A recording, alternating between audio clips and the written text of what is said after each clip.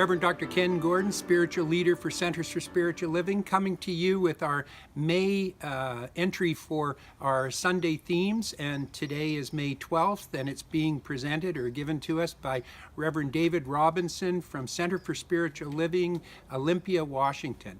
And his title is Cause and Effect.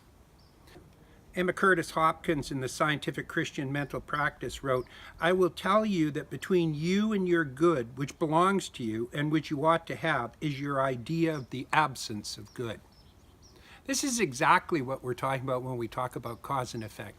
What we know for a certainty is that as we think, so it becomes real in our life. And in a lot of cases, our limitations that we have are our justifications. I often, in my practice, talk to people and ask them to tell me why something can't happen, because when they tell me the why that it can't happen, what I discover is the mental equivalent that they're holding in mind with their expectation. This is true in every advent, in every way that we look. And being that it is created according to our own thinking and how we think, wouldn't it be wiser to think and train our thoughts to be in alignment with what we want as opposed to against what it is that we want? This fits very, very effectively in this month's theme, which is compassion. You know, what we want from others is compassion and understanding a divinity, some kind of connection that's going on in the world around us. And to do that, it requires that we open our mind and our hearts to an understanding that is larger than the one that we started off with. And that one is that there is plenty for all at all times. Dr. Holmes, as a matter of fact, wrote, "Within the soul or subjective mind, all the seeds of our thoughts fall, and that most of humans' physical troubles are caused by some deep inner conflict." He said that in the Science of Mind textbooks, page 237.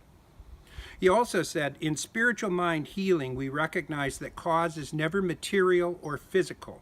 There is only one first cause, but it is often necessary for the practitioner to diagnose the thought of their patient. In fact, this is an important point in healing."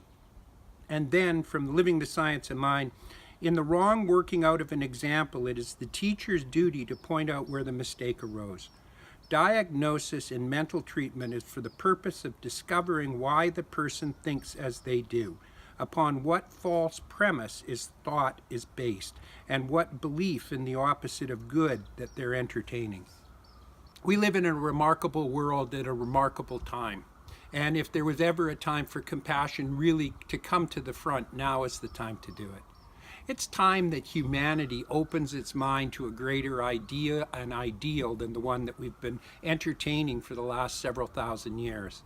And that ideal might be this: humanity, to a large part, is made up of goodness. Most of the people that we know are good people. They have empathy, they have understanding, they have compassion, they have love, they have light, and they share it on a regular basis.